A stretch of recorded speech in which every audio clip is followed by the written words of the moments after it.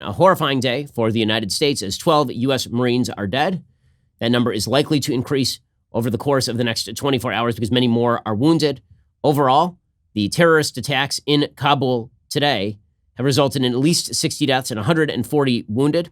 Many of those people are, of course, American soldiers and service members. Joining us on the line to discuss, Brigadier General Blaine Holt, retired U.S. Air Force Brigadier General, who's a former C-17 combat commander and U.S. Deputy Military Representative to NATO. Brigadier General, thanks so much for joining the show. Appreciate it. Really rough day, obviously. It is. Thanks for having me back, Ben. So let's talk about what's going on the ground. Have you been in touch with anybody who's on the ground at the airport at this point?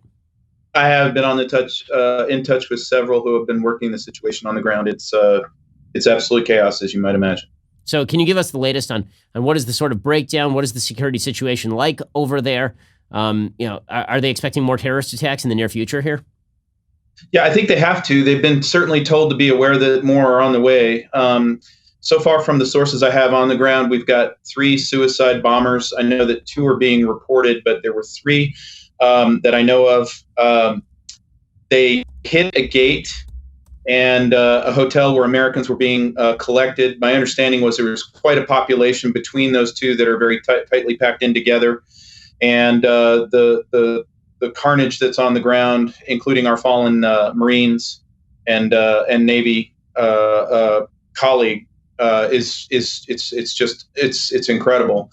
At the same time, we have seen that some of the aircraft have been taking small arms fire out of the field as they have either dispersed or taken off out of Kabul.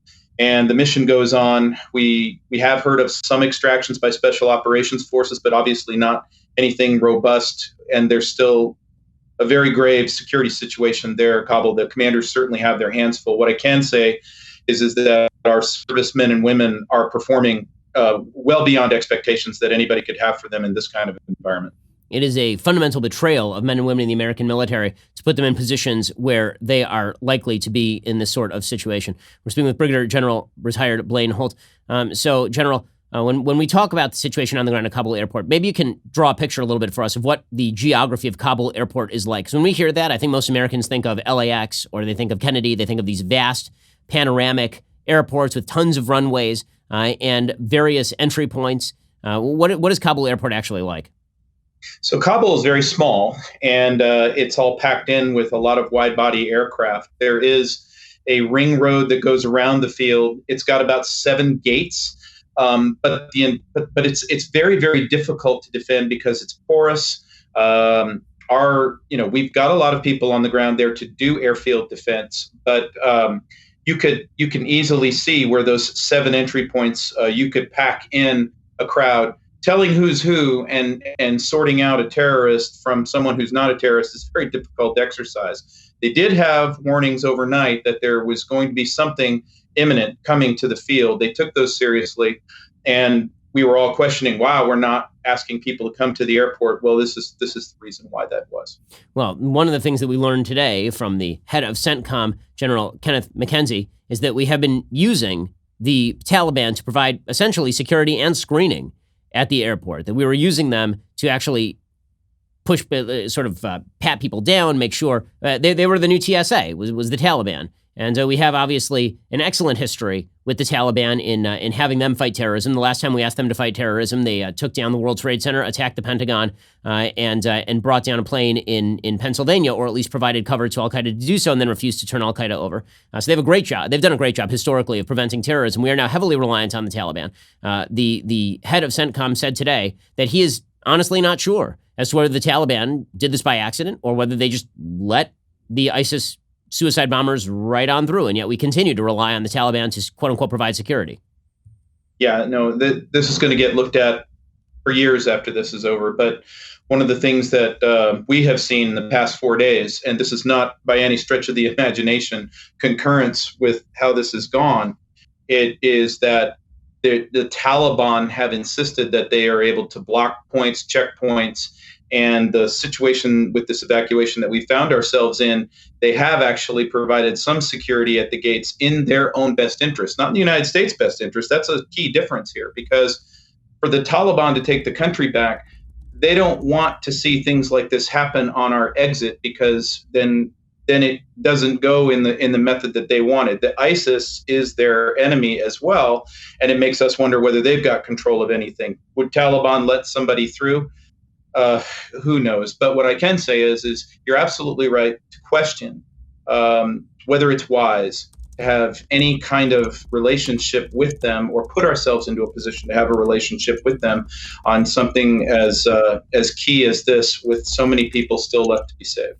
So speaking of that, obviously this entire effort was designed in order to extract Americans from Kabul. At this point, we are hearing that there are over 1,000 American citizens who are left in Kabul. The number of citizens plus green card holders is way larger than that. And the number of Afghan citizens we've basically left for dead there is hundreds of thousands. I mean, there's just no question that tens of thousands of people are going to be slaughtered at the hands of the Taliban at this point. And not only that, we're now learning from Politico that our wise leaders decided that an excellent idea would be to actually hand a list of the people we wanted to evacuate over to the Taliban so they could facilitate the security.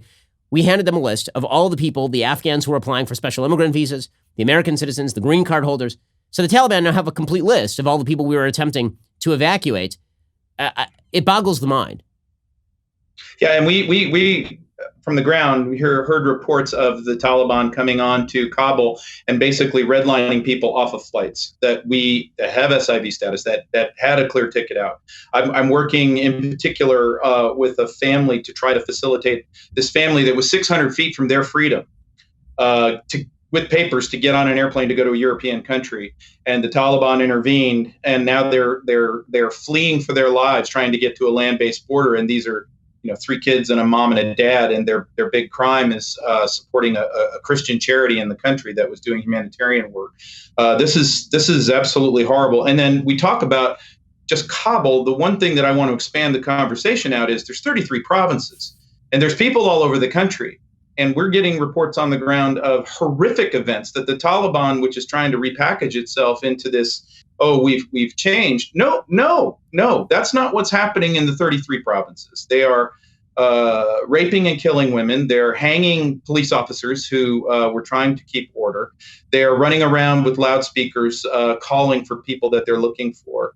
And what's going to happen after we are gone and the lights go out in Afghanistan and they can't see internet and we can't see them?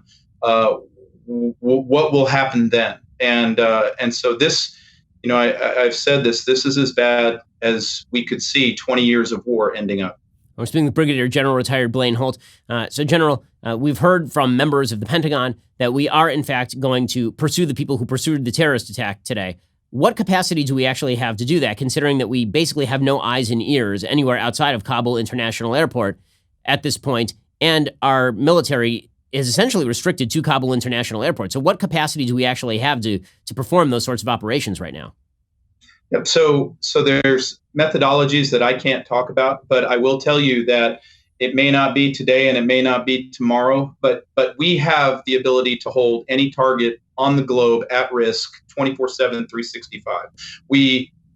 If we have the will, we will not let this pass. And I would urge military leaders and civilian leaders to strongly pursue the course of action. If that's what they say they are going to do, then they should do that. As Brigadier General retired Blaine Holt, really appreciate your time on this terrible day, and of course, please convey our best and all of our support to the people who are on the ground that you're talking to right now. Absolutely will. And I will tell you that in our country, there are 17 million veterans, Ben. We are all watching this. Many of us served in Afghanistan. We are absolutely jaws open and despondent, and we wish that we were with our crews and our ground forces now. I can tell you on October 7th, on the 20th anniversary of OEF, we're calling for as many vets as possible to meet us all at the Lincoln Memorial to reaffirm our oath to the Constitution that has no expiration, and to basically reconnect with our nation and to pray for our fallen and our wounded. Well, that is, again, Brigadier General retired Blaine Holt. Appreciate the time, sir. I hope you enjoyed that clip from The Ben Shapiro Show. If you did, go ahead and hit that subscribe button so you stay up to date with all our future content.